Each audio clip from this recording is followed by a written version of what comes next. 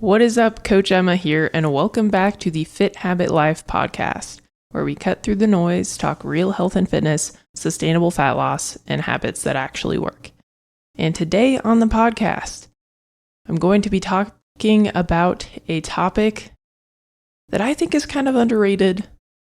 Some people might think it's kind of boring, but really when you hear the benefits to it, you'll be shocked. So we're going to be talking about steps.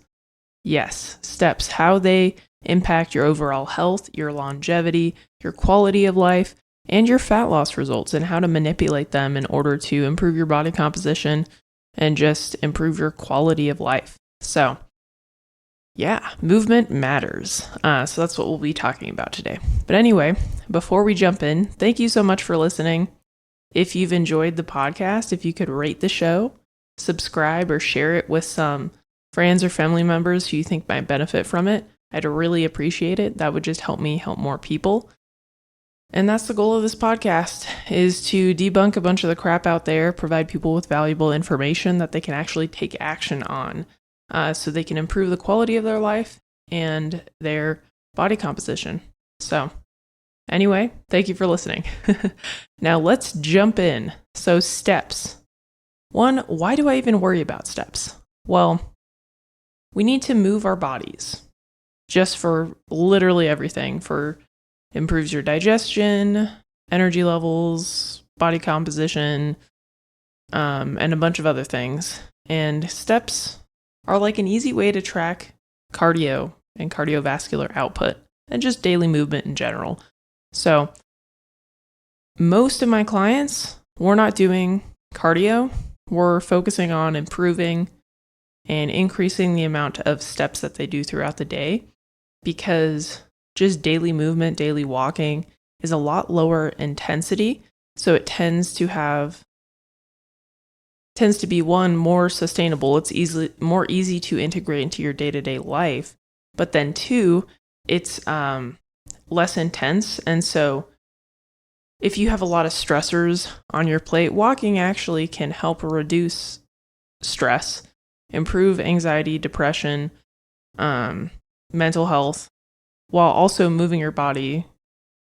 So getting more movement in without adding more stress onto your plate. And most people are super stressed nowadays, especially the type of people that I work with tend to be the very high achiever-esque business owner, worker. What do you call them? Like a desk job, but very driven kind of workers. And former athletes. So kind of the type A sort of individuals that are very driven and do all the things 110%. So they have a lot of stress on their plate. Usually they have a lot of roles and tasks in their daily lives and in work that just add a lot of stress.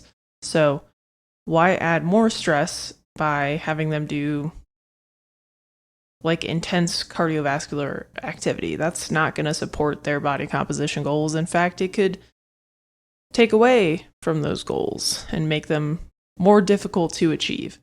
So that's why I use steps with most of my clients. And it's just an easy way to quantify daily movement. Just keep track of your steps using a smartwatch or a pedometer, your phone, and just slowly increase them over time.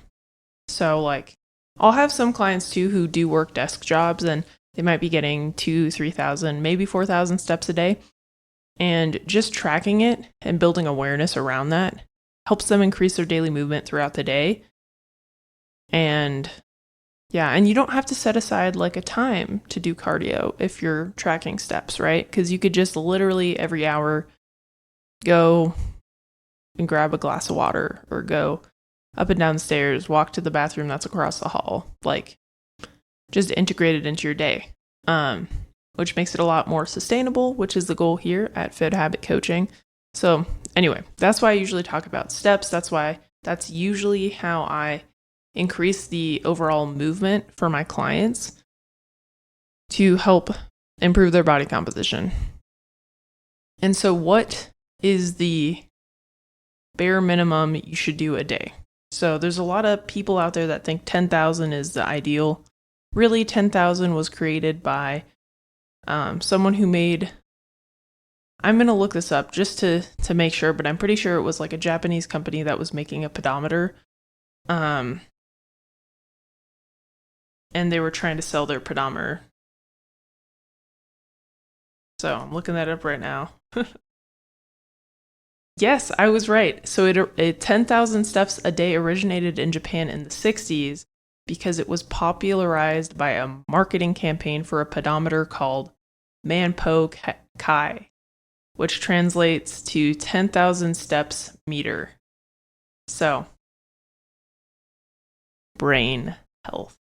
And that is something that movement improves. It actually helps your brain health. So I'm going to lead this into the benefits, the positive benefits of walking, how much you should actually have a day.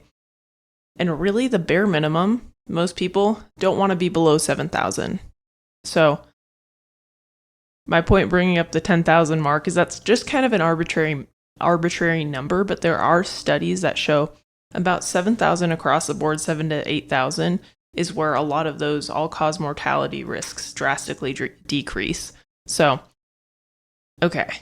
So dementia risk. 7,000 steps a day was associated with a 38% decrease risk of developing dementia.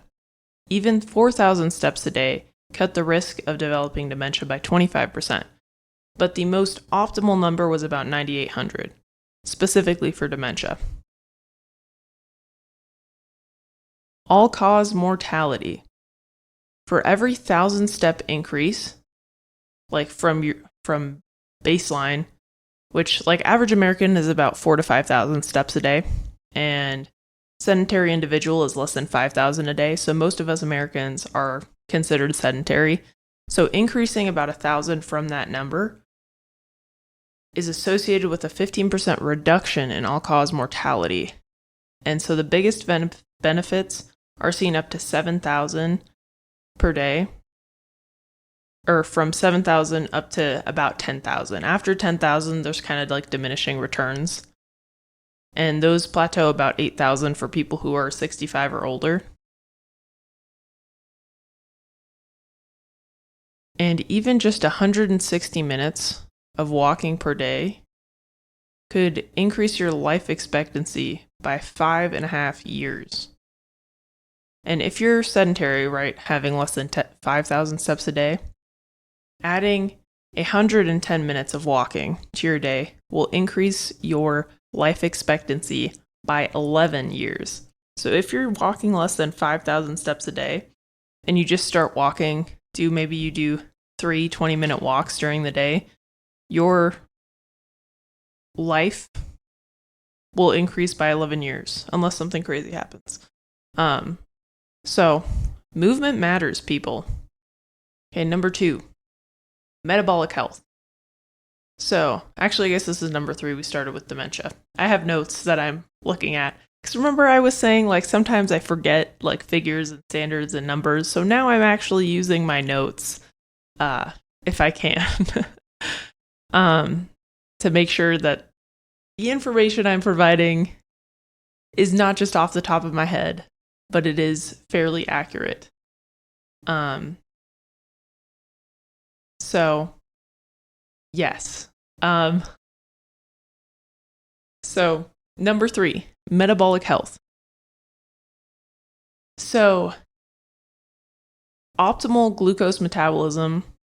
So for context, about 90%, a little bit over 90% of people are metabolically unhealthy. So most of the population has some type of metabolic dysfunction. And usually that is kind of associated with some form of difficulty metabolizing glucose, which means difficulty for your body to utilize the carbohydrates in food, which tends to lead to elevated blood sugar levels, over time leading to insulin resistance, which over time leads to difficulty losing weight and a lot easier. Basically, it'll make it a lot easier to be overweight and more difficult to be underweight, or to be not underweight, a healthier body composition. So you can have optimal glucose metabolism, basically your body's functioning optimally, with just 7,000 to 9,000 steps a day. If you increase your steps, if you're walking about 6,000 steps a day and you increase it to about 10,000, your risk of developing diabetes is cut in half. So it's decreased by 44%. Just in general, doing light, intense walking reduced your body's blood sugar levels, like after a meal, in half. So basically, walking in general, movement in general, is going to improve your metabolic health, which is going to improve your body composition, which is going to improve your ability to eat carbohydrates and enjoy them. And even just walking after a meal, adding in like little intense walks, will also improve your ability to manage and regulate your blood sugar levels. So the point of this, walking improves your body composition and metabolic health. And even just adding short stints, you don't have to go on super long walks. You can just go on short little walks throughout the day, especially after meals, and that's going to help. And that's why I track steps. Not everybody has an hour to walk on the treadmill for, but if you can do like a couple 5-minute walks throughout the day, you're going to hit that step goal, and it's going to be a lot more sustainable. Cardiovascular risk. Walking actually drastically improves or reduces your risk of having cardiovascular disease and death associated with cardiovascular disease. So most people, and that's another thing, like most people don't need to be doing intensive exercise to improve their cardiovascular health. Most people aren't super active in general. Most people are sedentary. Most Americans are walking less than 5,000 steps a day, which is considered sedentary. So just starting to move more and walk more and improve your step count, that's going to reduce your risk of developing cardiovascular disease. So even just increasing to about 6,000 is like an optimal reduction in your risk of developing cardiovascular disease. But the highest reduction is about 10,000 steps a day. So, and as I'm sure you can see a trend, it's like really 7,000 to about 10,000 a day is where you want to be for the most part. Given all the topics that we've talked about so far, that seems to be the trend, right? Walking also improves your hormone profile. So if you have less than 4,000 steps a day, you probably have lower levels of testosterone. If you're 4,000 to 8,000 steps a day, you have a 14% risk of low testosterone. If you're walking more than 8,000 steps a day, there's only about an 8% risk of having low testosterone levels. So like basically 8,000 to 10,000 steps a day to have quality levels of testosterone naturally.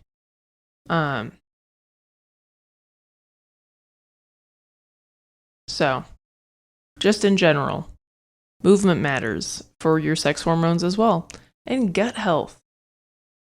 And I'm reading my notes as I'm talking, which is why it's kind of less fluid. But just in general, I don't know if you guys have ever heard about fart walks. It's like going on a walk after a meal. Well, people call them fart walks. Well, most people don't eat very well, and most people have digestive issues because in what I've experienced, most people, right, 90% or more of Americans are metabolically unhealthy. Most of those Americans also have digestive issues in some fashion. And most of it is due to lifestyle and diet. And movement. Movement is part of lifestyle. So anyway, so you're improving the quality of your food. You're eating better. you're moving better, you're staying hydrated, you're improving your lifestyle, your sleep, your stress, yada yada. Usually gut health improves.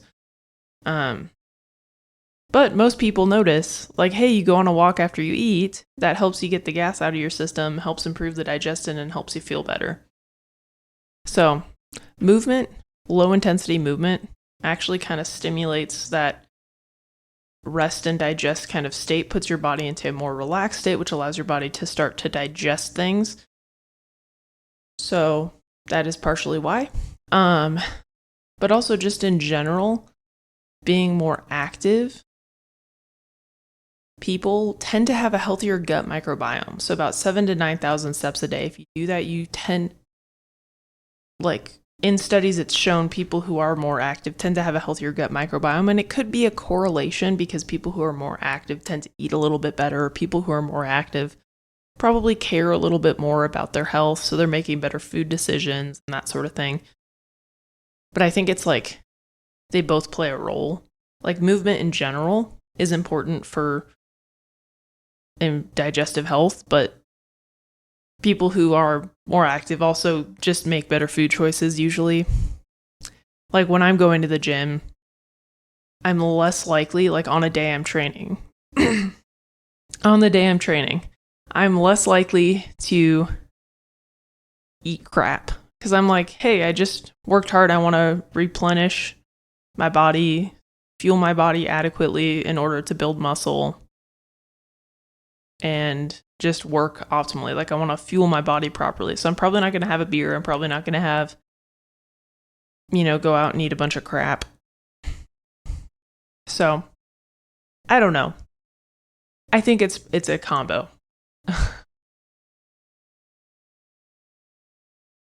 And for stress, this is kind of what I touched on earlier on, but just movement in general. Like, I don't know if you guys have ever tried this. If not, you should. Going on a walk when you're kind of stressed without your phone, without technology, without headphones on, kind of in nature, like in a park outside where there's trees or stuff, I always feel so much better. Just in general, I always feel so much better. And I think it's because there's actually studies that show a 15-minute walk in nature can reduce cortisol, which is that stress hormone, by 14%. And a 30-minute walk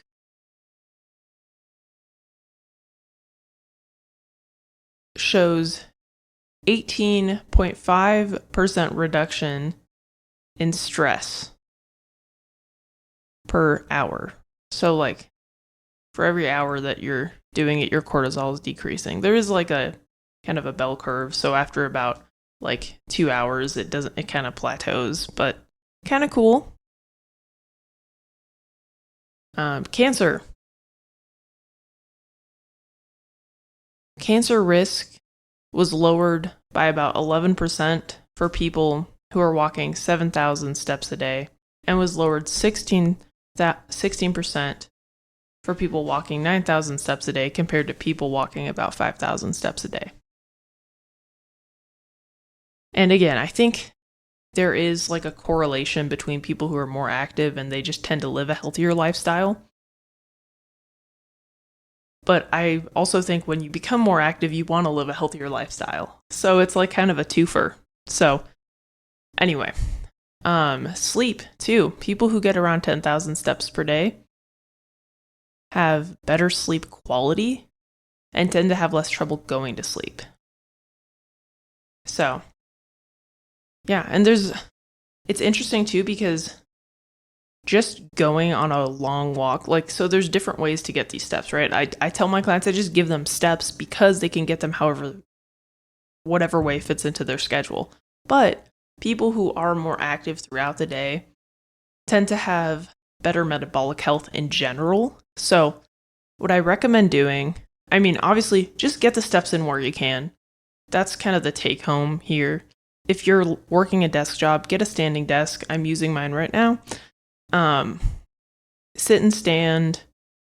Maybe you drink out of a glass of water. So every hour you have to get up and go get another one, right? Try to integrate more movement into your day. But integrating more movement into your day is better than just going on an hour walk to get those steps.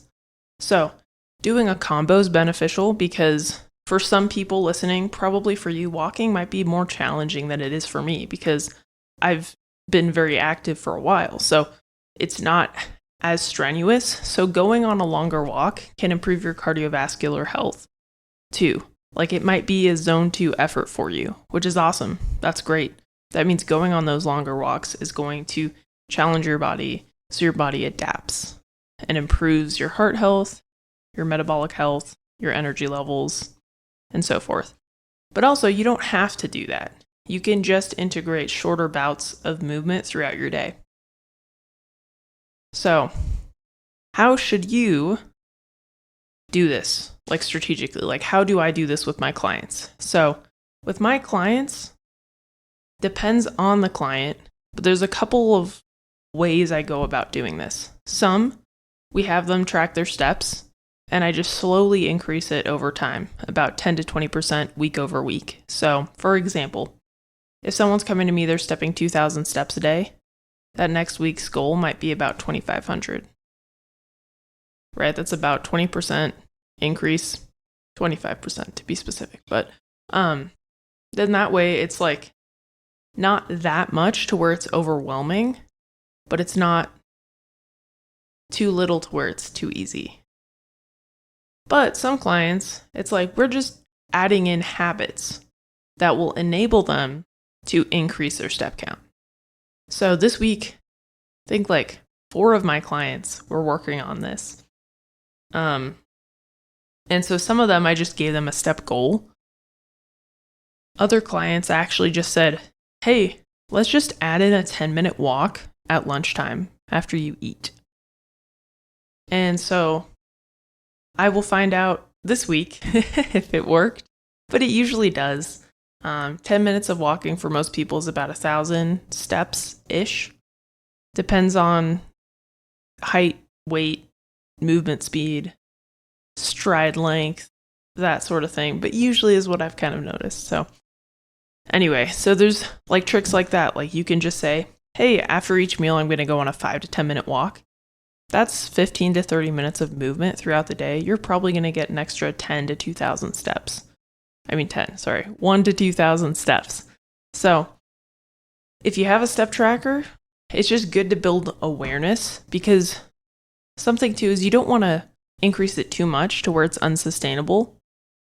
And there is, like I said, there's diminishing returns on daily movement. So if you're stepping more than 15,000 steps a day, you're not fueling your body adequately. That could be too much stress on the body. Even though walking is lower intensity, there is still such a thing as too much movement. So it's something to be aware of. But yeah, so usually clients' goal is to get them to 8 to 10,000 steps a day because given all the other studies that I've just talked about and all the positive health benefits from getting in that range, I mean, it's kind of a no-brainer if you want to live a good quality life. And that's going to improve your body composition. So yeah. And so with my clients, I will leverage this in fat loss phases as well. Like I said, so, right, health is number one. But if you're like in a fat loss phase and you've plateaued a little bit, that's when you can manipulate these variables like movement and calories and other things in order to continue to see progress. And so really, like increasing your step count if you've hit a plateau, that can kind of help without having to cut more food. Usually, I don't like to do a fat loss phase more than about 12 to 16 weeks, depending on the client. If they're really overweight, then that's something we'll probably be in a little bit longer. But if they're, just trying to lose about 20 pounds or so, usually after about 12 to 16 weeks, we'll give their body a break, maybe go into a slight surplus or maintenance calories for a month or two, and then go back into that cut. So anyway, but you can manipulate movement as you can calories. And if your calories are really low, 1, you probably need to build more muscle, but 2, you can use movement to help break that plateau. But movement like steps, because it's less intense and is less stressful on the body. But as I said, you can still do too much movement. So don't usually want to push past that 15,000 step mark, because I'm working with people who want to improve their health, usually body composition, but not bodybuilders, like not people that push things to an unhealthy level. So anyway, that's kind of the gist. So steps matter, movement matters. How you get them in doesn't matter. Just try to get them in. Start slow, progress over time, shoot for 7,000 to 10,000 steps a day. But as I said, if you're walking 2,000, 3,000, 4,000, don't jump up to that number. Just add in more movement throughout your day and see if you get to that number. If not, then maybe having a more specific goal or more targeted goal, like slowly trying to increase your steps by about 500 to 1,000 every week till you get that number, is kind of a good place to be. But yeah, and if you have any questions about this, hit me up on social media. Be more than happy to chat. But thank you for listening if you made it this far, and I hope you guys have a great day, and I'll catch you on the next one. Peace.